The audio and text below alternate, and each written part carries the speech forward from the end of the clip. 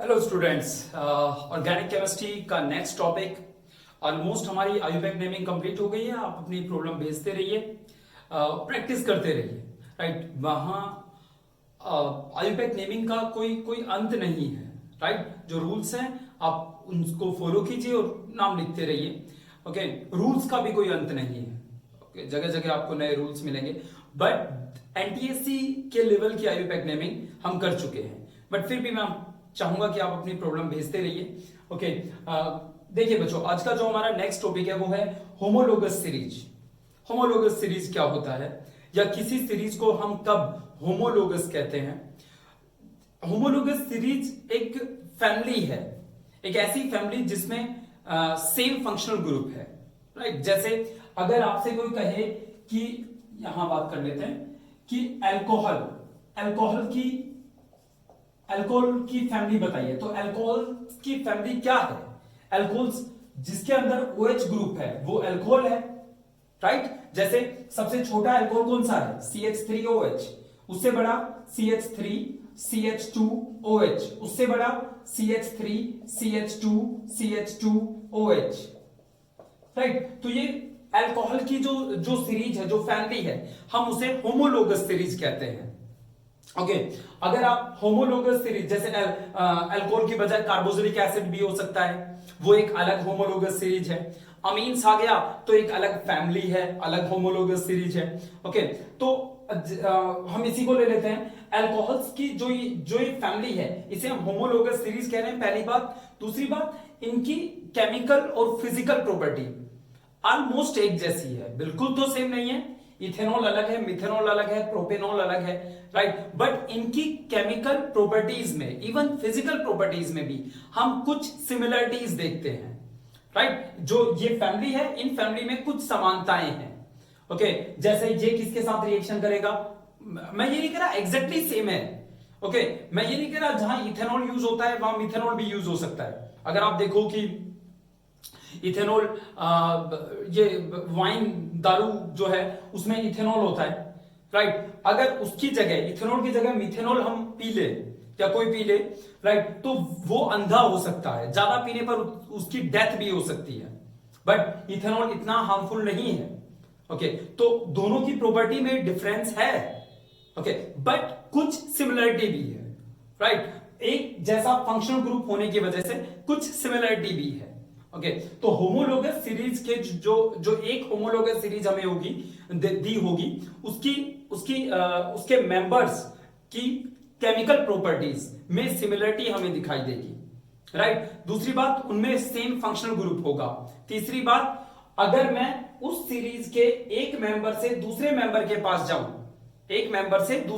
पास जाऊं, तो उसमें CH2 का डिफरेंस मिलेगा। जैसे अगर इसको और इसको देखा जाए तो इसमें CH2 का डिफरेंस है। राइट, आगे अगर इसको और इसको देखें तो यहां CH3OH, CH3CH2OH, CH3CH2OH, बीच में कौन आ रहा है, CH2। अगर अगला मेंबर देखेंगे और इसमें देखेंगे तो CH2 अगले मेंबर में ज्यादा मिलेगा। राइट, तो बहुत बार होमोलोगस सीरीज को एक लाइन में ऐसे भी खत्म कर दिया जाता है कि होमोलोगस सीरीज एक ऐसी सीरीज होती है जिसमें एक मेंबर से हम दूसरे मेंबर के पास जाते हैं तो CH2 का डिफरेंस मिलता है। राइट, ऐसे भी हम होमोलोगस सीरीज को कभी कभी डिफाइन कर देते हैं, in which adjacent members have differ by CH2 group. Right, वैसे इसकी प्रॉपर डेफिनेशन है, homologous series, it is defined as the family of organic compound contains same functional group and also have similarity in chemical properties.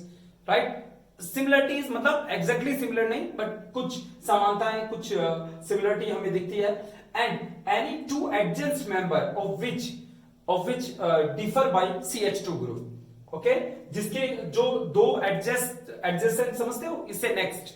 Right, जो adjacent member होंगे उनमें CH2 का difference होगा। Right, उस पूरी फैमिली को हम होमोलोगस सीरीज कहेंगे। राइट, ये एक होमोलोगस सीरीज है, ऐसे कोई दूसरी होमोलोगस सीरीज होगी, और ये पूरा फिनोमिना होमोलॉजी कहलाता है। राइट, होमोलॉजी, होमो का मतलब ही होता है सेम, हेटेरो मतलब different, homo means same.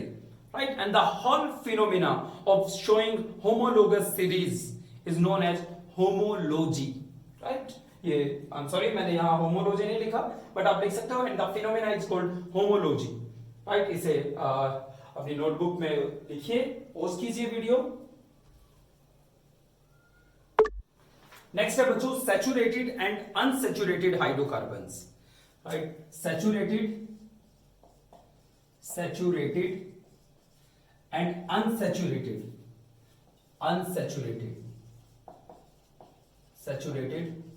Hydrocarbons. Hydrocarbon किसे कहते हैं? हाइड्रोकार्बन कहा जाता है जब किसी कंपाउंड में सिर्फ हाइड्रोजन और कार्बन हो, राइट। सिर्फ हाइड्रोजन कार्बन, जैसे CH4 मीथेन एक हाइड्रोकार्बन है, इसमें सिर्फ दो चीजें हैं, हाइड्रोजन और कार्बन है, ओके। जैसे बेंजीन का फॉर्मूला क्या होता है? C6H6, ऐसा स्ट्रक्चर होता है। तो क्या ये हाइड्रोकार्बन है? बिल्कुल है, इसमें सिर्फ कार्बन और हाइड्रोजन ही तो है। अच्छा, अगर मैं बात करूं इथेनॉल की, इथेनॉल CH3CH2OH, इसको ऐसे भी लिख सकते हैं C2H5OH, क्या ये हाइड्रोकार्बन है? बिल्कुल नहीं, क्योंकि इसमें हाइड्रोजन और कार्बन के अलावा ऑक्सीजन भी आ गया, राइट। तो ये हाइड्रोकार्बन नहीं है। एक होता है हाइड्रोकार्बन और एक होता है कार्बोहाइड्रेट। कार्बोहाइड्रेट्स अलग चीज होती है, हाइड्रोकार्बन अलग होता है, राइट। ओके, दोनों में फर्क है। कार्बोहाइड्रेट जैसे हमारी बॉडी को एनर्जी प्रोवाइड कराते हैं, शुगर एक कार्बोहाइड्रेट है, राइट। ओके, तो कार्बोहाइड्रेट अलग चीज है और हाइड्रोकार्बन अलग चीज है, इसको मिक्स ना करें। ओके, पॉइंट पे आते हैं। सैचुरेटेड एंड अनसैचुरेटेड हाइड्रोकार्बन्स, ये क्या होते हैं जरा देखो। What is the meaning of saturated? Saturated word का मतलब क्या होता है? जैसे बहुत बार हम कहते हैं घर में कि आपके साथ कोई शरारत कर रहा है, आपका छोटा भाई या बहन, तो आप कहते हो मैं अब सैचुरेट हो गया हूं, नेक्स्ट टाइम अगर शरारत की तो तेरी पिटाई हो जाएगी, राइट। तो आप ऐसे वर्ड यूज करते हैं सैचुरेट। सैचुरेट का मतलब होता है एक लिमिट तक पहुंच जाना, जिससे आगे अगर कुछ होगा तो वो जो अब तक हो रहा है वो नहीं होने वाला। जैसे एक गिलास पानी लिया और पानी में आप नमक डालते गए, घोलते गए, नमक घुलता गया, और नमक डाला और नमक घुल गया। ओके, एक टाइम ऐसा आया जब नमक और नहीं घुल रहा, तो उस सॉल्यूशन को सॉल्यूशन है वो, उस सॉल्यूशन को हम सैचुरेटेड सॉल्यूशन कहते हैं, राइट। जिसमें और आगे कुछ ऐड ना हो सके, अगर ऐड हुआ तो कुछ गड़बड़ हो जाएगी। हालांकि सॉल्यूशन के केस में ऐसा नहीं होगा, गड़बड़ नहीं होगी, सीधी बात है, उसमें कुछ ऐड नहीं हो सकता। तो सैचुरेटेड सॉल्यूशन किसे कहते हैं? In which we can not add solute further, आगे हम सोल्यूट ऐड नहीं कर सकते, उसे सैचुरेटेड सॉल्यूशन कहा जाता है। सैचुरेटेड हाइड्रोकार्बन का मतलब भी कुछ ऐसा ही है। सैचुरेटेड हाइड्रोकार्बन, जैसे मेरे पास इथेन है, क्या इसमें कुछ एडिशन हो सकता है?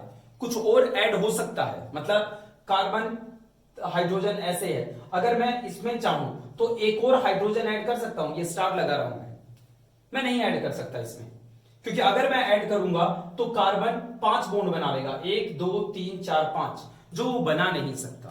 क्यों नहीं बना सकता? क्योंकि बॉन्ड बनते हैं ऑर्बिटल की ओवरलैपिंग से। मैं आपको कंफ्यूज करूंगा, राइट, बट ये मेरा काम है, ओके, आपको कंफ्यूज करना और फिर कोशिश करना कि वो कंफ्यूजन दूर हो। कार्बन 5 बॉन्ड नहीं बना सकता क्योंकि बॉन्ड बनता है ऑर्बिटल्स की ओवरलैपिंग से। कार्बन के वैलेंस शेल में यानी सेकेंड शेल में 2s 2p, 3 ऑर्बिटल p में है, 1 s में है, यानी टोटल 4 ऑर्बिटल है कार्बन के वैलेंस शेल में।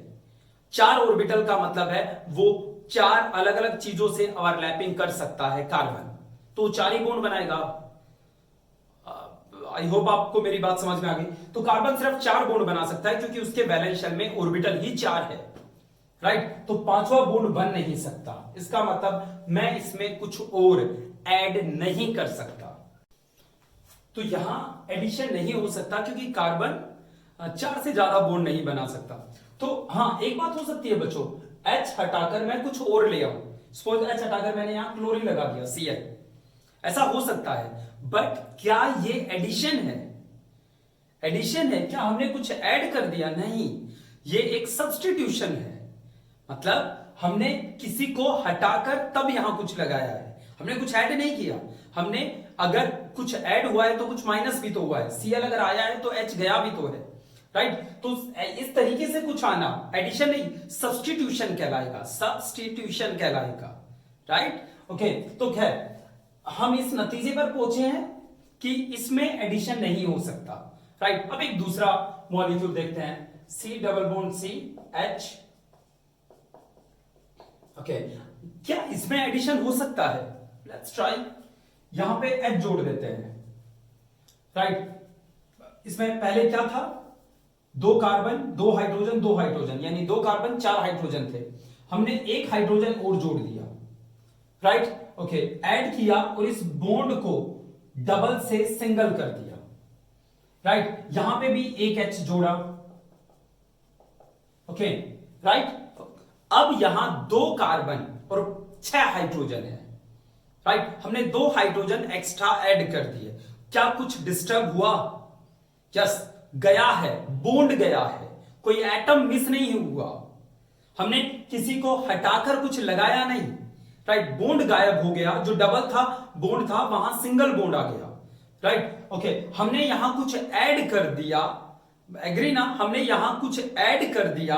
ओके, इसका मतलब जो ये पहले जो मेरे पास था उसमें एडिशन किया जा सकता है, तो मैं इसे अनसैचुरेटेड हाइड्रोकार्बन कहूंगा। दूसरी तरफ अगर आप इसको देखो तो सैचुरेटेड हाइड्रोकार्बन है, क्योंकि इसमें कुछ ऐड नहीं हो सकता। प्यारे बच्चों, saturated hydrocarbons are those in which we can not add something further, right, in which all bonds are single bond. सिर्फ सिग्मा बॉन्ड अगर जहां है, सिंगल बॉन्ड में सिग्मा बॉन्ड ही होंगे वो, राइट। जहां पे सारे सिंगल बॉन्ड है वो सैचुरेटेड हाइड्रोकार्बन कहलाएगा, राइट। जहां पे डबल या ट्रिपल बॉन्ड आ जाएंगे, अगर यहां ट्रिपल बॉन्ड है तो इसमें कुछ ऐड हो सकता है, बिल्कुल हो सकता है। एच ऐड कर दो, एच ऐड कर दो, बॉन्ड हटा दो, कार्बन की बॉन्ड 4 ही रहे, एच ऐड कर दो, एच ऐड कर दो, बॉन्ड हटा दो, कार्बन की बॉन्ड 4 है। तो इसमें हमने फर्दर ऐड कर दिया, किसमें? इसमें नहीं, इसमें, राइट। तो ये एक अनसैचुरेटेड हाइड्रोकार्बन है। तो सैचुरेटेड हाइड्रोकार्बन वो जिसमें we can not add further something, और वी कैन से जहां पे सिर्फ सिंगल बॉन्ड हो उन्हें हम सैचुरेटेड हाइड्रोकार्बन कहेंगे। जहां डबल या ट्रिपल बॉन्ड आ जाए उन्हें हम अनसैचुरेटेड हाइड्रोकार्बन कहेंगे, ठीक है। सैचुरेटेड हाइड्रोकार्बन का जनरल फॉर्मूला होता है CnH2n+2। CnH2n+2 मतलब जितने कार्बन होंगे हाइड्रोजन का अमाउंट उससे दुगने से 2 ज्यादा होगा।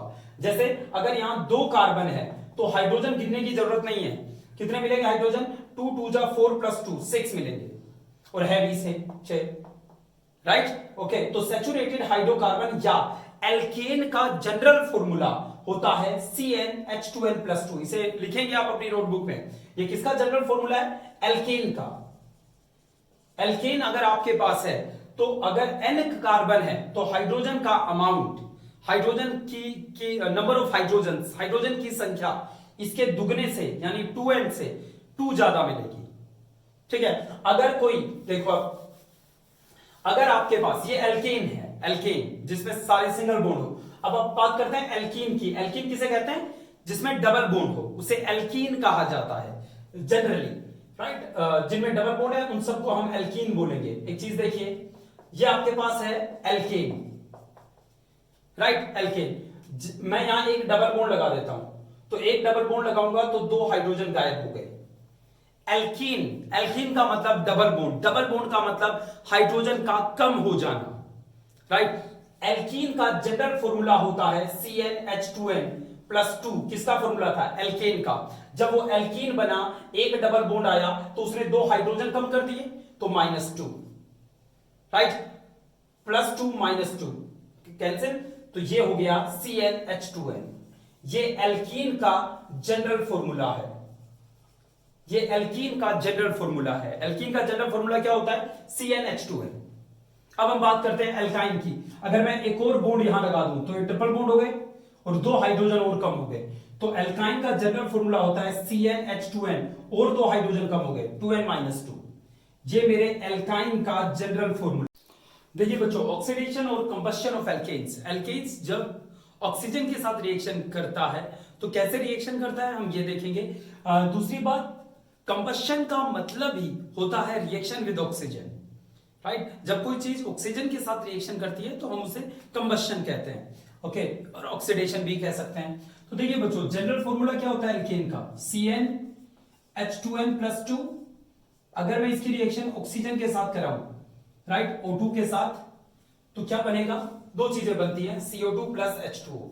अच्छा एक बात ध्यान रखना, यहां CO भी बन सकता है, CO भी बन सकता है। इन दैट केस हम कहेंगे इनकम्प्लीट कंबशन ऑफ एल्केन। अगर कंबशन कंप्लीट नहीं हुआ तो कार्बन CO बनाएगा, और अगर कंप्लीट हो गया तो CO2 बनाएगा, राइट। तो हमारी बड़ी समस्या यही है कि इनकम्प्लीट कंबशन से हमें जो गैस मिलती है वो बहुत हार्मफुल है। हाँ, कंप्लीट कंबशन से CO2 मिलता है जिसे प्लांट्स ले सकते हैं, ओके। तो देखिए थोड़ा सा मैं इसको इस साइड लिख देता हूं, सॉरी। तो एल्केन हमारे पास था CnH2n+2, ये एल्केन का जनरल फॉर्मूला है, सैचुरेटेड हाइड्रोकार्बन होता है ये, राइट। इसकी रिएक्शन हमने करवाई ऑक्सीजन के साथ, इससे हमें दो चीजें मिली, CO2 प्लस H2। अब बच्चों एक जनरल फॉर्मूला है कि एल्केन अगर CnH2n+2 इतने मेरे पास कार्बन है, अगर मैं इसमें कार्बन की बात करूं तो n कार्बन है, तो याद रखना बच्चों NCO2 ही मिलेंगे हमें। n कार्बन से, यहां अगर एल्केन में n कार्बन है, जैसे मीथेन में एक कार्बन होता है, CH4 एक कार्बन है वहां, तो एक CO2 मिलेगा वहां। यहां अगर n कार्बन है तो मुझे NCO2 मिलेंगे, ठीक है। H2O कितने मिलेंगे, n+1, जितने कार्बन है उससे एक ज्यादा, इतने H2O के मॉलिक्यूल हमें मिलेंगे एल्केन के कंप्लीट कंबस्शन से, ओके। दूसरी बात, अब बात आती है ऑक्सीजन कितना कंज्यूम होगा, यूज होगा यहां, राइट। तो इसके लिए बड़ा सुंदर सा एक फॉर्मूला है, 3n+1/2, इतने ऑक्सीजन यूज होंगे, राइट। एक एग्जांपल करके देख लेते हैं। मान लेते हैं हमारे पास किसी कार्बन में किसी एल्केन में, सॉरी, 10 कार्बन है। अगर वो एल्केन है तो उसमें हाइड्रोजन होंगे 10 दूनी 20, 2 22। आई होप ये समझ में आ गया होगा कैसे आया है, राइट। ये ऑक्सीजन के साथ रिएक्शन करेंगे, क्या क्या मिलेगा यहां से, CO2, कितने CO2, 10 CO2, राइट, ओके। ये डेकेन हो भी सकता है, नहीं भी हो सकता, ओके। कहीं आप ये कहो 10 कार्बन को देखकर ये डेकेन है, अभी बात करेंगे, राइट, अभी बात करेंगे। डेकेन, डेकेन का मतलब होता है 10 कार्बन की एक चेन, राइट, मेन चेन में 10 कार्बन है, राइट, वो डेकेन होता है। ये डेकेन हो भी सकता है, नहीं भी हो सकता, देखेंगे अभी बच्चों। तो 10 CO2, ओके। H2O कितने मिलेंगे, 10 + 1 11 H2O, राइट। ऑक्सीजन कितने यूज होंगे, 3 × 10, 30 + 1, आई होप क्लियर हो गया होगा आपको, राइट। 30 + 1, 31/2, 10 दूनी 20, सही है, 31 होने चाहिए, हाँ जी बिल्कुल, 31, ओके, 31/2, इतने ऑक्सीजन होंगे हमारे पास। हाँ, रिएक्शन में अगर आप कहते हो, इनको कोफिशिएंट कहते हैं, स्टिक्योमेट्रिक कोफिशिएंट, जो ये आगे लगते हैं ना, इन्हें स्टिक्योमेट्रिक कोफिशिएंट कहा जाता है।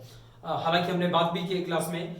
आप चाहते हो कि नहीं, स्टिक्योमेट्रिक कोफिशिएंट फ्रैक्शन में नहीं होना चाहिए, तो पूरी इक्वेशन को किससे मल्टीप्लाई कर दो, जिससे यहां से हट जाए, 2 से मल्टीप्लाई कर दो, तो 2, यहां 31, 20, 22, ऐसे भी लिख सकते हो आप इस रिएक्शन को, ओके बच्चों। तो ये हमारे पास ऑक्सीडेशन या कंबशन था एल्केन का। अच्छा, हम बात कर रहे थे ये डेकेन हो भी सकता है, नहीं भी हो सकता।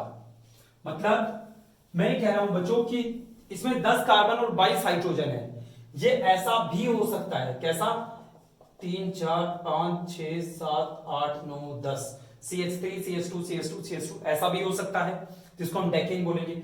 ये ऐसा भी हो सकता है, 5 6 7 8 9 10, ऐसा भी हो सकता है, राइट। ये यहां से कार्बन हटा दो, यहां पे ये ऐसा भी हो सकता है, राइट। तो 10 कार्बन देखकर आप ये नहीं कहेंगे डेकेन है, ओके। इसकी अलग अलग स्ट्रक्चर हो सकती है, और उन अलग अलग स्ट्रक्चर में से सबका फॉर्मूला C10H22 ही होगा। एक और बात, जो ऐसे कंपाउंड जिनका स्ट्रक्चर अलग अलग हो बट केमिकल फॉर्मूला सेम हो, ऐसे ऑर्गेनिक कंपाउंड को आइसोमर्स कहा जाता है। आइसोमर्स क्या होता है? आइसोटोप नहीं, आइसोटोप अलग चीज है। मे भी आप में से किसी ने सुन रखा हो ये वर्ड। आइसोटोप अलग है, मैं बात कर रहा हूं आइसोमर की।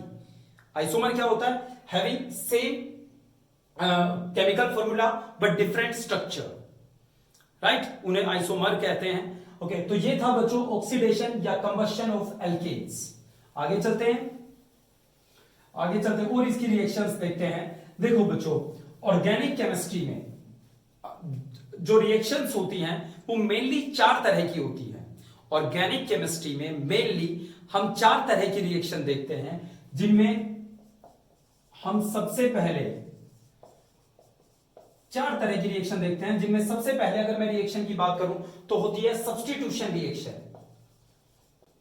सब्स्टिट्यूशन, ऑर्गेनिक केमिस्ट्री हो या कोई और केमिस्ट्री हो और इनऑर्गेनिक केमिस्ट्री हो, बेशक उनमें ये मेनली 4 तरह की रिएक्शन ही आप देखते हैं।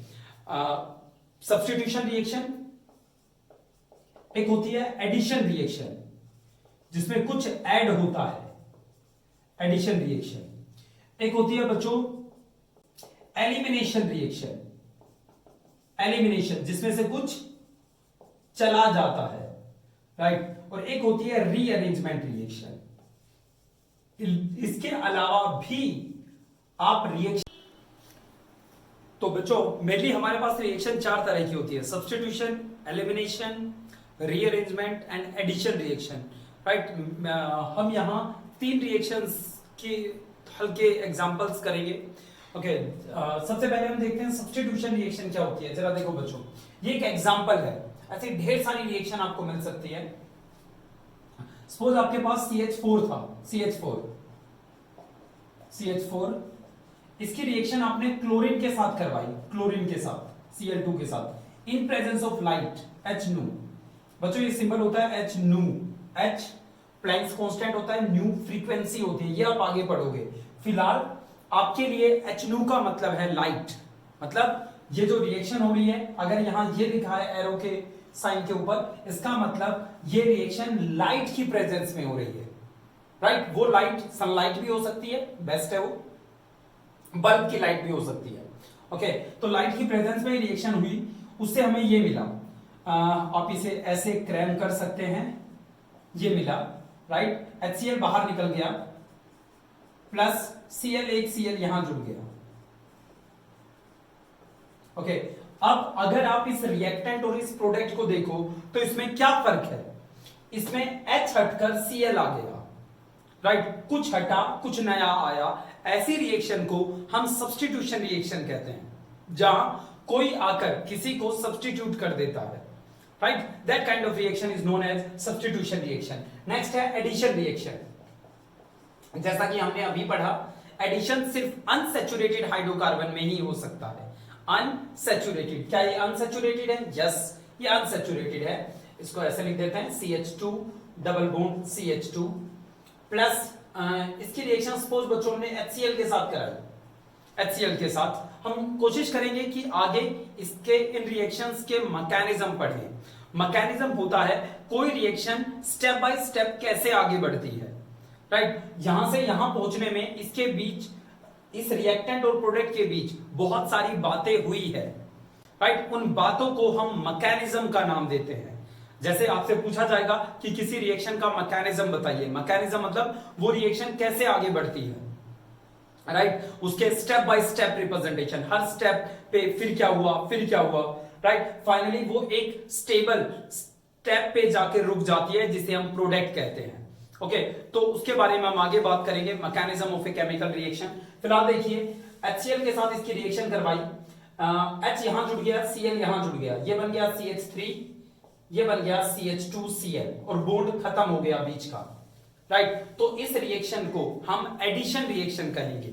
जब हम रिएक्टेंट को देखते हैं, प्रोडक्ट को देखते हैं, तो हम पाते हैं कि जो वहां पहले था वो तो है ही है, साथ में कुछ एक्स्ट्रा चीजें भी आ गई, यहां H आ गया, यहां Cl आ गया।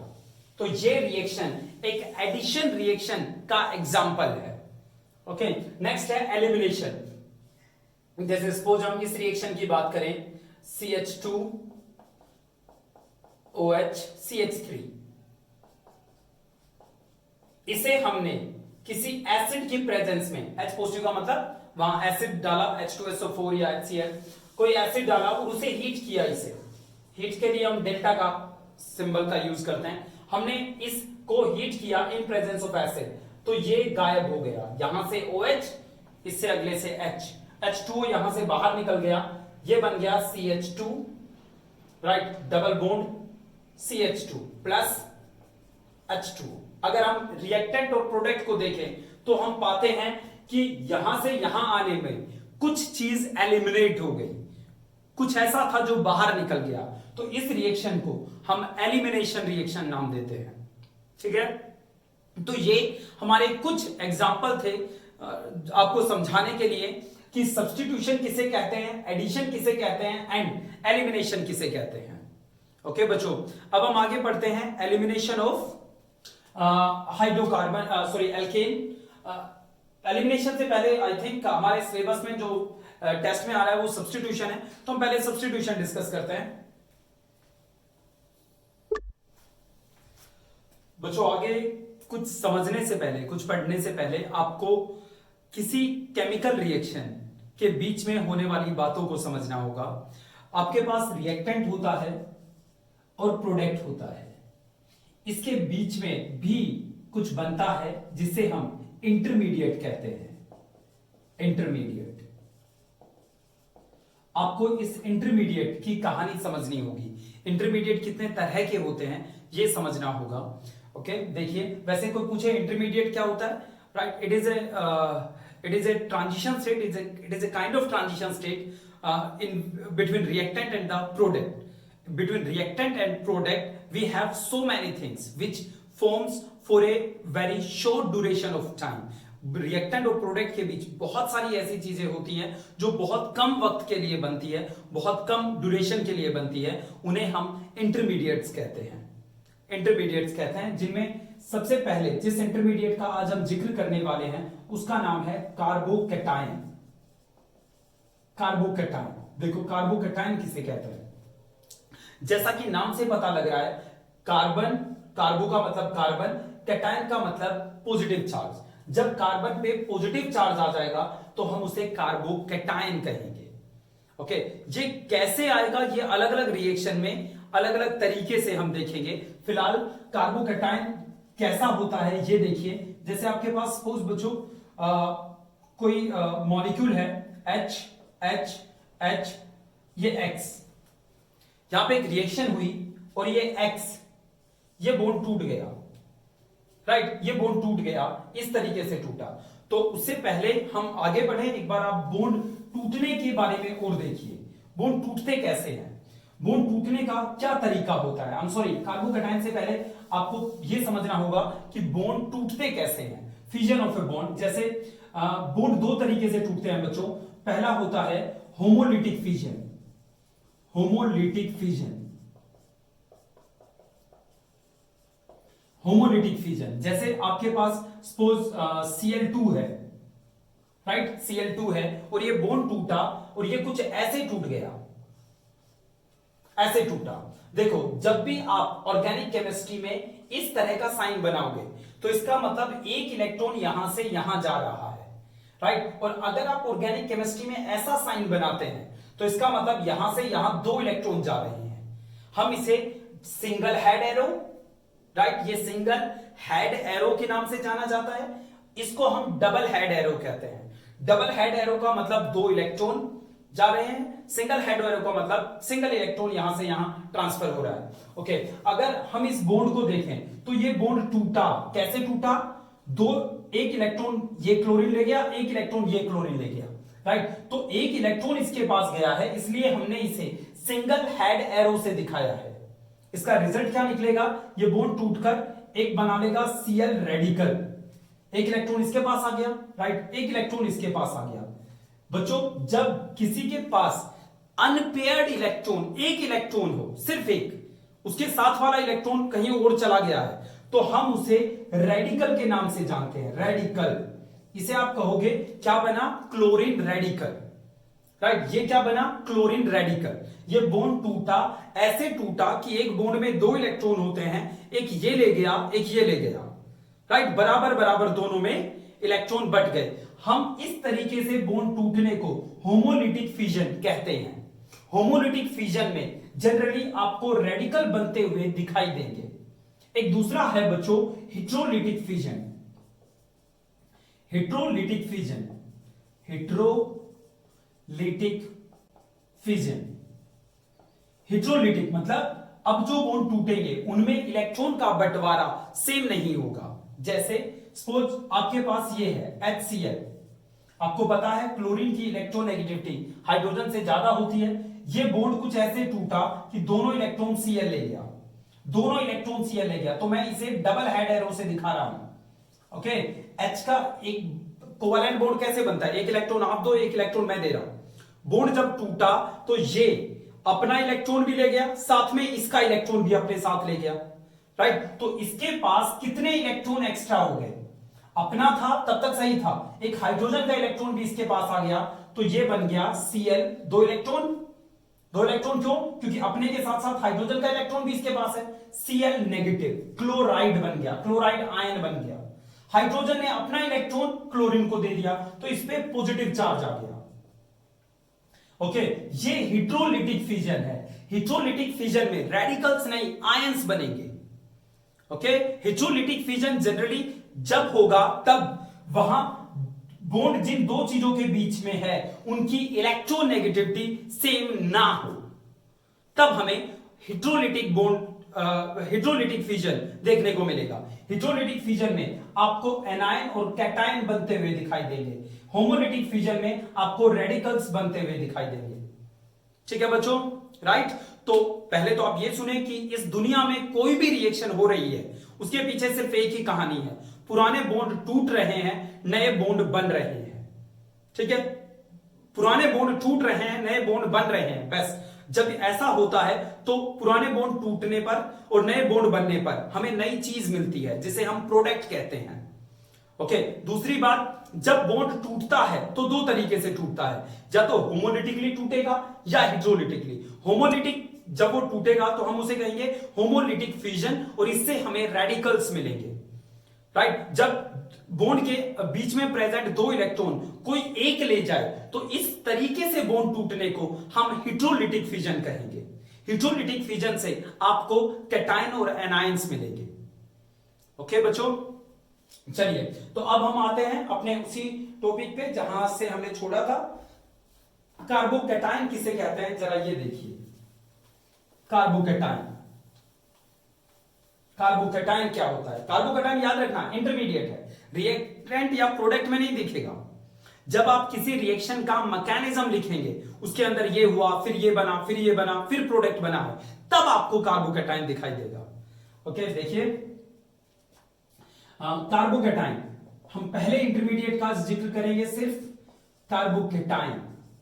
कार्बोकैटायन का मतलब होता है carbon have positive charge, right. देखिए सपोज ये आपके पास कोई मॉलिक्यूल था, उसका बॉन्ड टूटा और बॉन्ड ऐसे टूटा कि दोनों इलेक्ट्रॉन एक्स नाम की कोई चीज ले गई, एक्स, राइट। ओके, तो ये कौन सा फिजन है, होमो या हेट्रो? आप बता सकते हैं, ये हेट्रोलिटिक फिजन है। तो कार्बन का इलेक्ट्रॉन अपना भी गया, एक्स अपना भी इलेक्ट्रॉन ले गया, साथ में कार्बन का भी ले गया, तो कार्बन पे positive charge plus x negative, right. ये जो स्पीसीज आप देख रहे हो इसे कार्बोकैटायन कहते हैं। कार्बोकैटायन ये किसी रिएक्शन के बीच में बनता है। Okay, right. अब हम बात करते हैं कार्बोकैटायन कितने तरह के होते हैं। देखो बच्चों, ये कार्बोकैटायन है। अगर आपसे कोई कार्बोकैटायन की डेफिनेशन पूछे, पहले तो ये सुनो, कार्बोकैटायन की कोई डेफिनेशन पूछे कि कार्बोकैटायन क्या होता है, तो आप कहोगे कार्बोकैटायन एक ऐसी स्पीसीज है, इसमें 3 बॉन्ड बना रखे हैं, अभी 3 बॉन्ड, कोई दूसरी चीज भी है यहां, एक इसका इलेक्ट्रॉन, एक किसी दूसरी चीज का, राइट। हाइड्रोजन हो सकता है, मान लेते हैं हाइड्रोजन है यहां। कार्बोकैटायन के पास इस टाइम कितने इलेक्ट्रॉन है? कार्बोकैटायन के पास इस टाइम 6 इलेक्ट्रॉन है, 2 2 4 2 6। ये जो बॉन्ड के इलेक्ट्रॉन है वो दोनों में काउंट किए जाते हैं। तो carbocation is that species in which carbon has positive charge and it has 6 electron in its valence shell. Carbocation एक ऐसी स्पीसीज होती है जिसमें कार्बन पे पॉजिटिव चार्ज होता है और उसके वैलेंस शेल में 6 इलेक्ट्रॉन होते हैं, 8 नहीं, राइट। प्लीज डोंट से कि सर आपने कहा था कार्बन 4 बॉन्ड बनाएगा, हमेशा बनाएगा, राइट। वो अल्टीमेटली 4 ही बनाएगा। अभी अनस्टेबल है, इंटरमीडिएट है, तो बीच में कहीं बना था, राइट। ज्यादा देर तक जिंदा नहीं रहेगा ये इस फॉर्म में, कोई नई चीज हमें बनकर हमारे सामने आएगी। ओके, तो कार्बोकैटायन एक ऐसी स्पीसीज है जिसमें उसके पास 6 इलेक्ट्रॉन होते हैं। अब कार्बोकैटायन 3 तरह के हमें दिखाई देते हैं। जैसे कार्बन पे पॉजिटिव चार्ज है और मान लो एक कोई कार्बन की चेन यहां अटैच है, तो ये कहलाएगा प्राइमरी कार्बोकैटायन। 1 के ऊपर ऐसे नोट लगाओगे 1 डिग्री, राइट। आप इसे बोलोगे प्राइमरी, तो ये कहलाएगा प्राइमरी कार्बोकैटायन। ये कैसा कार्बोकैटायन है? ये प्राइमरी कार्बोकैटायन है। याद रखो, कितनी भी बड़ी चेन क्यों ना हो, पर इससे डायरेक्टली तो एक ही कार्बन अटैच है, तो ये प्राइमरी कार्बोकैटायन है। अगर इस H को हटाकर भी मैं कोई कार्बन की चेन लगा दूं, हो सकता है बेंजीन हो, कुछ भी हो, पर डायरेक्टली इससे 2 कार्बन अटैच है, तो ये कहलाएगा सेकेंडरी कार्बोकैटायन। ठीक है, इस H को हटाकर अगर मैं यहां पे भी कोई कार्बन की चेन लगा दूं, तो ये कहलाएगा टर्शियरी कार्बोकैटायन। तो मेरे पास 3 तरह के कार्बोकैटायन होते हैं। जो पहले वाला था जिसमें सिर्फ 3 H थे, उसको हम अपनी कैटेगरी में नहीं रखते, राइट। तो मेनली हमारे पास we have 3 kinds of carbocation, primary carbocation, secondary carbocation and tertiary carbocation. और ये है क्या? ये इंटरमीडिएट है, ये रिएक्शन की बीच में कहीं बनते हैं। इसको हम कहां देखेंगे? इसको कार्बोकैटायंस या इंटरमीडिएट्स को हम रिएक्शन का जब मैकेनिज्म लिखेंगे तब देखेंगे। ओके बच्चों, थैंक यू वेरी मच। अगला इंटरमीडिएट हम अगले लेक्चर में देखेंगे।